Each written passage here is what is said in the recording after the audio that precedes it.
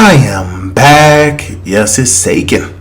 Am I coming out of retirement to play Call of Duty Cold War? Okay, right now we're on the alpha.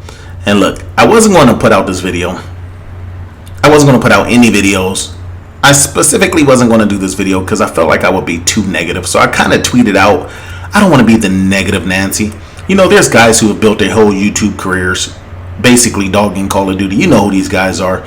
Whether the game's good or bad, they always got something negative to say. It's just who they are. They were born with their fist balled up. Well, I'm not that type of person. So I didn't really want to come out here and dog the game. I mean, I love Call of Duty. I've been a Call of Duty fanboy for a long time, so I don't really like to crap on the game, as you can say. But I want to talk about some of the things about this alpha that I found very disappointing. And let's start off with probably the most disappointing factor, the snipers. Now, look, I know, let me say this before I do anything. I know it's an alpha. I know you got to give the game time. There's going to be a beta build, blah, blah, blah. I've been playing Call of Duty for a long time. And from my experience playing alphas and betas, the game doesn't change much. Very little. This is pretty much the product that they expected you to have. That's why we're playing it. The game tends to change around month 6. That's when they finally get it right after making a million changes, a million updates. They tend to get it right. And then around month 6.5, they do something stupid and put like requisitions back in, or they put a riot shield, or they do something to kind of mess up the whole overall balance of the game. So they spend 6 months balancing the game right. Then they spend another 6 months unbalancing the game.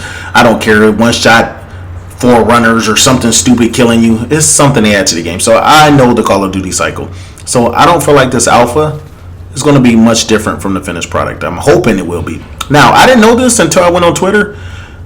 But they actually put on there, they kind of buff the snipers. They put there trying to collect data, so the snipers are way OP right now. And you can see clips on there, like you could rush with a sniper. Like you run up on a sniper with an SMG, you're dead. That sniper's going to take you out like that with no problem. I don't even know if I got sniped on that. I'm pretty sure I did. But that's how it feels when you run into a sniper. You get laid down easily. So I kind of put a little smart aleck reply back, like, why do you need data on snipers? The game's been out over a decade. You have all the data you need. What do you want to know? If they overpowered snipers going to turn the flags purple or something? It just didn't make sense to me. So the biggest problems I have with the game, one is the snipers. And you got to realize your experience, your playing experience through this alpha is going to be determined by the few minutes you play. And if you got on this game and you got in and you got sniped, you probably got pissed off. And the thing is, it's not that the snipers can't just run up on you and outshoot the SMG. They're sniping from weird parts of the map. And when you play Miami, no lie, I'm in there, I'm about to get on a streak. A guy shot me from the water. He was way out past the beach, just sitting out there in the water. You can't see him. Maybe he got blind eye or something, cold-blooded. I couldn't see him, and he's out there sniping us.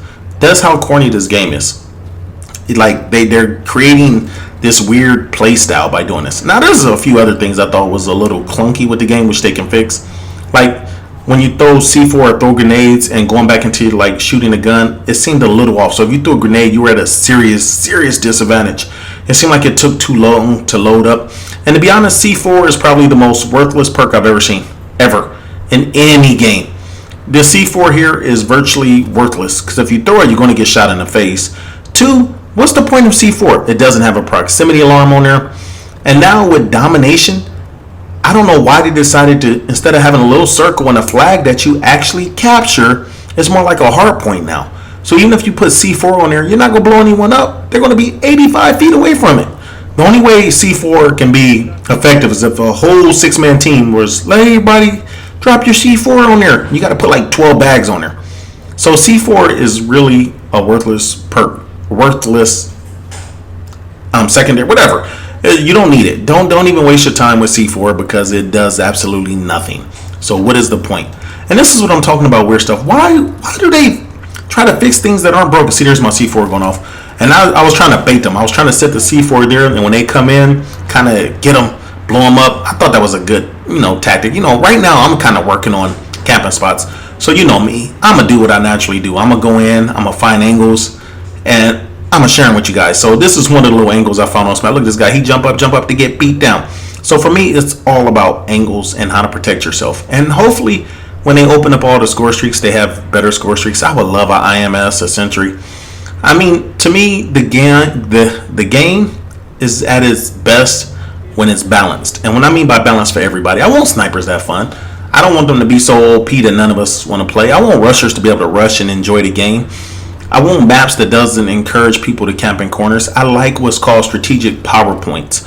To me, that's fun in the game. Like if there's a power point in the middle of a map and it's a room, you can't get in, you can't get out, and someone can lock themselves in there.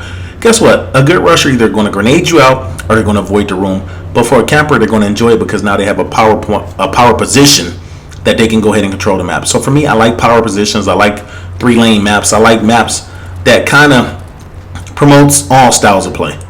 The last thing you want to do is be on some map where you're just getting sniped and you can't even move. You don't want to be on some map where nobody's moving and everybody's camping in corners. That's kind of like the last Call of Duty. The way it was designed, there was too many rooms for people to hide in, to corner camp, and people will do that. And as you try to move and navigate through the map, there's nothing more frustrating than getting shot in your back. And I'm a camper saying that. Like, I like camping, but I like strategic camping. I like camping with a purpose. This is why having the domination flag so wide makes no sense. One of the things we did as campers is we would guard flags, whether it's the A, B, C, whatever flag it is. Now, you can't guard no flag. Anyone can get on the flag, and they can be at angles you're not going to be able to see them. It's just kind of weird mechanics in the game. I don't know why they add stuff or take away stuff that's not broken. To me, it seemed like at this point they should have been able to get Call of Duty right. They have a lot of data. We've played for a lot of years. They've had a lot of community feedback. And let's not even talk about skill-based matchmaking, because I'm going to tell you right now, this alpha was greasy. You got people doing stuff like this. Look, it's an alpha, and I'm camping. I know people are getting frustrated. But I went against some teams. These teams are all MLG pros. I'm not going to even drop the name of the team they play for because I don't know it. I'm just kind of making that up.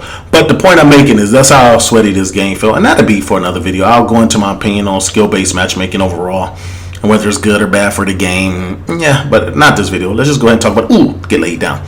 Talk about this alpha. Now, I can't say I haven't played this much Call of Duty in a long time. So it was enough to pique my interest. Now, I did find the game has a lot of potential. It felt good. The guns feel good. The movement feels a little off. And what I mean by movement is the way you turn on people, you sprint out. There's a few things that just doesn't feel so smooth. It feels like the game went backwards a little bit. I think Infinite Warfare spoiled us when it came to movement system because I really enjoyed that Infinite Warfare movement system. This one, I'm going to tell you right now, this is going to be a bunny hopping game. A lot of people are already taking advantage of the mechanics of the game. So a lot of times I'll be aiming down sight like this. I know the person come and they'll bunny hop. Like he just came regular. If he would have bunny hopped, I wouldn't have been able to shoot him. He would have bunny hopped. It would have threw my gun off and he would have shot me in the face. And that happened a lot of times because the sound is great in this game. Once again, sound horn is back, but they got to fix the perk. I put on the dead silent perk. It doesn't do anything. It nerfs it a little bit, but not enough. They need to have true dead silence. If you're going to run through the map, you need to not be heard. I'd rather play with a true dead silence than play with some half silence. It's kind of like, okay, like the tac. I put on a tac mask. It doesn't make sense for me to put on a tac mask, get flashbang, and still can't shoot you and pull my gun up fast enough. I understand it making it a little blurry, but for me, it wasn't enough. And this chopper gunner on this map is worthless. I think I got all the kills I'm going to get. I wanted to go ahead and experience the chopper gunner, so I got in the chopper gunner. As you guys can see, the 99 machine is back, but it's ineffective on this. I can't shoot through buildings. I can't see them in buildings. What good is a chopper gunner on a building map?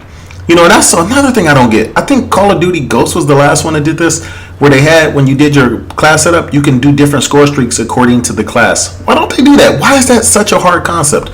That way, when you get on a certain map, you pick a class designed for that map, you get the right streaks for that map, instead of being forced to be stuck in your streaks that you originally picked. And each map changes, so sometimes you want to adjust according to the players. To me, that would be a simple solution. Once again, Call of Duty's been around for a decade, and they haven't figured these things out. Who works there? Who's talking to these people? I don't know. It seemed like it should be a simple concept. Maybe it's just me. What do you guys think about it? You guys that played the alpha. To me, like I said, it feels a little clunky. The game mechanics are going to ruin it if people are just bunny hopping. Imagine this. If you're a scuff player or a PC player, you're going to pretty much dominate the lobbies because all you got to do is bunny hop all around and you're going to throw the aim assist off. And that's pretty much it. Alright, you guys. I just wanted to drop this quick video. I know it's been a while. But, hey, hey, I came back just to give you this opinion. So, all right, y'all, I'm out. Going back to the grocery business. Let's go. Hold on. I ain't done. Run up to get done at. That man's name was LaFlame, and he got flamed.